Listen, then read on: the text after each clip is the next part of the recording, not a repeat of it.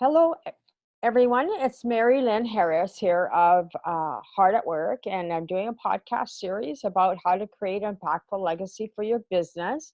It's interesting how what people view as impactful legacy, but um, I really just believe that we can all make a difference at work, whether we're in a workplace or we're working remotely. It all comes together. So I welcoming and we're working with Lori Sailtz today. So welcome, Lori. And Thank you for having me. hey, you're welcome. I'm looking forward to our conversation. It might be sane, maybe not. Anyway, so tell me a little bit about you, Lori, about how you create impactful legacy and what you bring to the table. Yeah. Well, my first business, the way I was creating an impactful legacy was helping people, helping business people specifically to say thank you to their clients using a product called the gratitude cookie. And so it was about bringing gratitude into business, Mm-hmm. whether it was saying thank you to clients or people who sent you referrals, or even people I had clients who were sending to other people on their team Mm-hmm. to help show their appreciation and keep them motivated. So there was that piece. And then that has kind of morphed into a different, I don't do that business specifically Mm-hmm. anymore, although I do talk a lot about gratitude still Right. in business settings. And then now it's morphed into more helping business people build connections. And sure, gratitude still remains a way to do that, but Mm-hmm. even a wider, bigger scope to helping business people build valuable connections. Right, right. Because you're more talking about helping people connect to network and that type of thing, right? Sure, yeah, it's about helping them understand the importance and then how to build the skills and the strategy to build a network. But nobody really enjoys networking per se. It's what does Hmm. that network mean in a bigger sense? Right. So what is the importance of building connections, whether it's within an organization or with people who are outside an organization? Yeah. And so with your gratitude cookies and how did it lead you to doing now what you're doing, is introducing the idea of connections in business?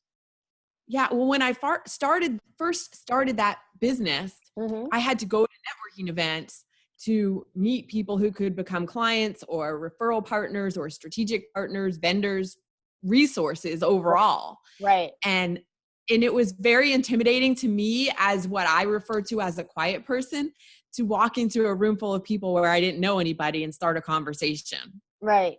Right. So I had to figure out how to do that.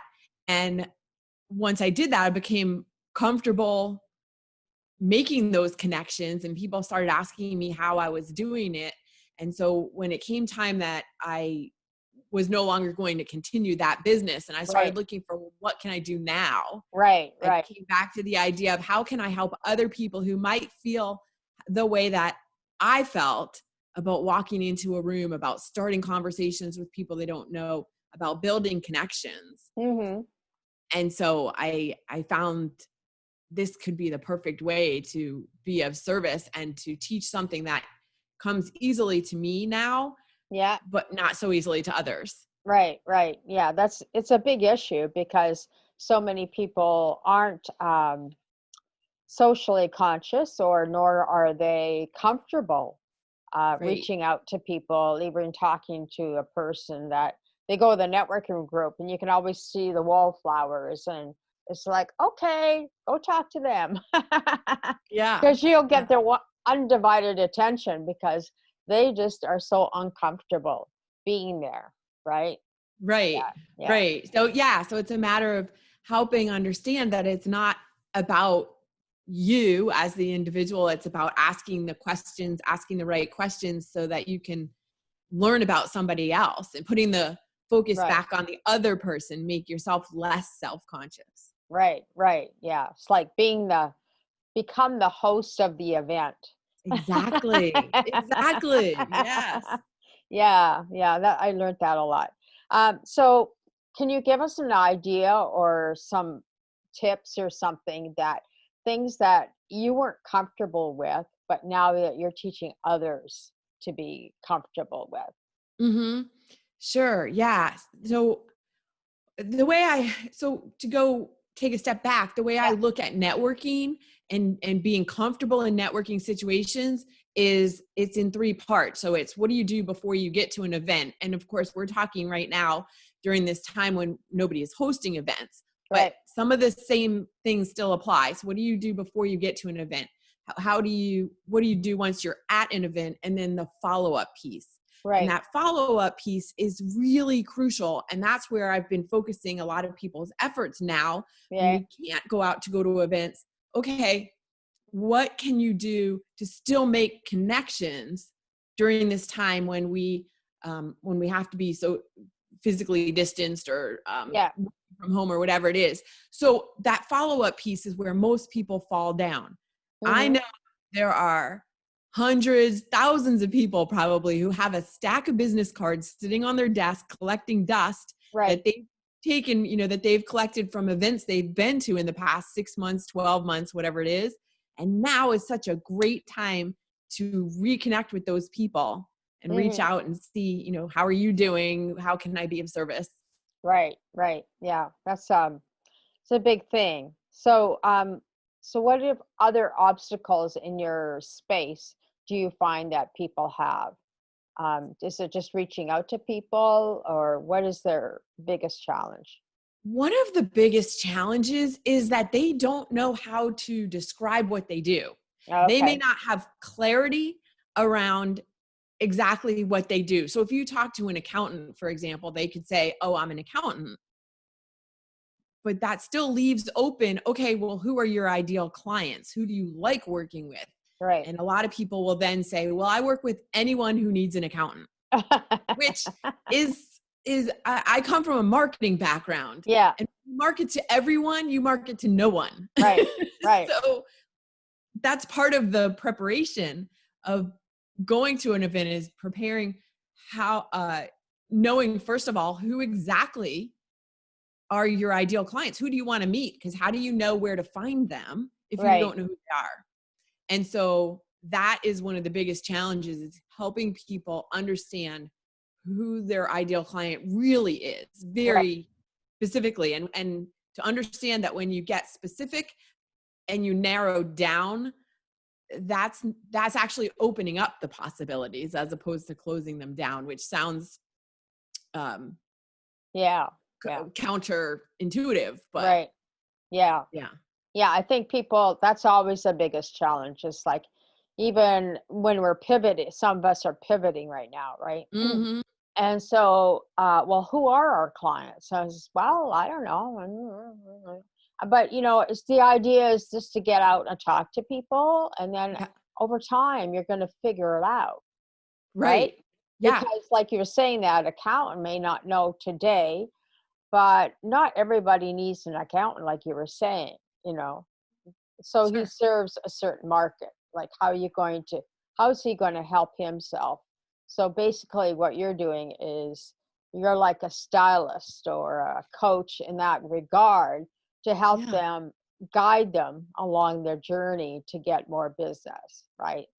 Right. Exactly. Helping them make the right connections. And again, being strategic about it, as Right. opposed to just, it's almost like walking along the street and whoever you run into, that's who you start talking to. It's Right. be a little more strategic about this so that you can spend less time and have more fun. Right. Right. Right. Okay, cool. Yeah, I get what you're doing. So you see this challenge is a bigger issue in times as we go along here, or do you find that people are kind of getting it and they do it well? I don't think it's gotten to be a bigger issue, but what we were talking about a few minutes ago in terms of the follow-up being a challenge, Mm-hmm. that's always been a challenge for anybody who goes to an event. And then I challenge the people who go to say, okay, if you're not going to follow up, then why did you even go to the event in the first place? Right. Because you went to build a relationship. You went to start a relationship, which is really what networking is. It's the Yeah. foundation, the starting a conversation. That relationship only can benefit if you nurture and develop it. Right.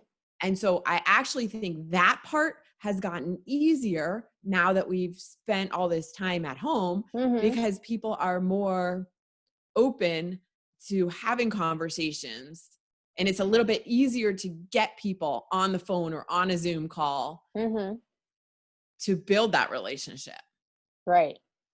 So I've Right. been saying this has been a great time for networking, even though it Yeah. doesn't really look like it on the surface. It really is, because Yeah. you can get people's attention and get and start building that relationship a little bit easier. Yeah. Yeah. Even if you're just doing all the check-in calls, how are you Yeah, doing? You're not selling anything. You're just trying to develop, like you say, create that exactly. relationship, right? You're exactly right. Yeah. Yeah. Yeah. So, have you narrowed it down for you? What kind of clients you like to work with, or? Yeah. I've primarily been working with women in sales, Mm-hmm. helping, and especially the younger women who may be just starting their careers, Mm-hmm. because this is not something that you learn in school. Right. And I've had so many people say, older people who've been in the workforce for longer, yeah, that could have been helpful to learn.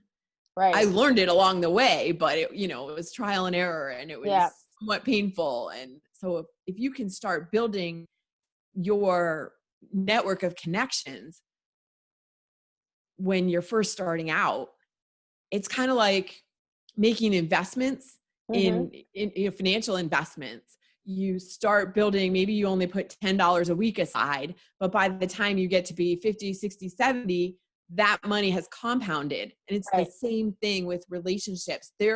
I would argue that there is no more important asset to a business person than their network of connections. Right. Right. So Yeah. where do you find these people that are just starting out? Do you go to colleges and talk with them, or where do you where do you find them? Yeah. Well, Facebook ads. I do some Facebook advertising. And before all of this, I was going and doing in-house workshops at Right. companies. Right. So companies that hire new graduates are um, a great connection for Right. me. Right. Yeah. Okay. So give us some. Companies that hire new graduates that need to learn how to speak and talk with people and That need to develop learn how their to self. build their network, right? So Yeah. whether it's within an organization, as a new person, you want to find people who are higher up in the organization who could maybe become mentors or champions, Mm-hmm. building relationships with your colleagues, Right.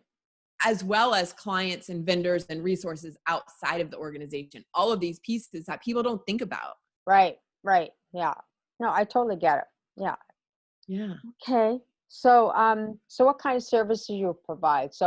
When they first call you up, do you just go, what's the first step that you do with them? Yeah. So it starts, either it could be a personal, private client relationship where I work with people individually, one to one, where, as I said, I've been hired by companies to come in and do in-house workshops. I've also spoken at conferences Hmm. to, especially at the beginning of a conference, to help attendees feel more comfortable going through the Right. event and networking. So, all of that has changed Right. as of now. So I've been doing digital workshops Mm-hmm. online Mm-hmm. and providing information that way. Yeah. Yeah. Yeah. Yeah. Oh, cool. So Yeah. can you? And then there's also a video program. Sorry, I forgot to mention that I Yeah. have a video program that people could go through as a learn on your own kind of thing. Right. Right. Okay. Cool. So can you just share a couple of tips about how people can improve upon what they're already doing Yeah, or not sure. doing? Happy to do that. Well, one of them was already to get clarity Yeah. on what exactly it is that you're offering, whether it's a service or a product. It's probably not what you think it is. Right. What is it really that you're offering? What's the ultimate solution at the end for the client? And who is the ideal client? Mm-hmm. Who can most benefit? So once you get clarity on that, it changes how you speak about what you do and Right. where you can find people. And so again, in terms of finding people and being able to network now, even though we don't have access to in-person events, LinkedIn is such a fantastic tool for that. Right. Mm-hmm. And what I would advise there is engaging with connections you might already have on LinkedIn, Mm-hmm. and then asking for introductions from Right. people you already know to people that you want to meet. And Right. again, whether you're doing this in an online or offline, asking for introductions is that I think most people don't think to do that necessarily, or they think it's an imposition and they don't want to Yeah. burden somebody with this kind of request. Mm-hmm. But people generally like to help other people. Yeah. Yeah. It goes back to that kindness that you talk about. Mm-hmm. And people want to be kind. Right. And sometimes we have to tell them how that can work for us. Like, tell them what to do. Right. We're Right. happy to do it. Yeah. Would you introduce me to, these 3 people or people Right. who are like this? Right. It's a Right. matter of asking. Don't be afraid to ask. Yeah. Yeah. It's interesting. I've been doing the kindness conference, and I've been reaching out to people on LinkedIn. Okay, I want to be introduced to so and so because I'm doing this. Can you? Uh-huh. Oh, they're not connected to me. And I'm going, well, it says that you're first connections. And they Yeah. go, oh, well, they're just random. I don't know them. Oh, that's frustrating. And it's just like, well, you may not know them, but through me, you get to know them. Yeah. Yeah. Yeah. Yeah. That's the whole point. Like, yes, be open to connections because you never know where it's going to lead. Even Right. if, and this is another thing I tell people, even if you meet somebody who doesn't seem like they would be a good connection for you, let's say they're a landscaper and you live in a condo and don't have landscaping needs, Yeah. but you don't know who you could introduce that person to. And then you're doing a service to both of those people. Right. Right. So no one is useless. Yeah. Yeah, it's really kind of interesting. I'm like, okay, okay. So remember, don't ask help from these people because they don't want to help you. Or else remember when they ask for help, you want to help them or not? Well, of course I will anyway, but it's just one of those things that's in the back of your head too, because if you're not willing to help somebody when they're networking or introduce them to other people that could benefit, maybe just them and you, or maybe not you at all, then Yeah. you're really losing out. So, yeah, because they're not really into developing relationships. You're just into it just because you want to get something out of something, right? Yeah, so that's a good point. It makes sense to become a person who enjoys and is able to connect other people. Right. It raises your stature and it allows you to be of service, which I think, I don't know, I just can't imagine not wanting to be of service. It's kind of Right. an thing in me at least, and I Yeah. think in a lot of people that you want to be helpful. Right. Right. Right. No, I think most people do, but there's always a few that, Sure. like, I'm not here to be helpful. I'm here to see what's in it for me, so. Right, right. But But that's right. okay. That's that's not what you're about, so that's good to hear.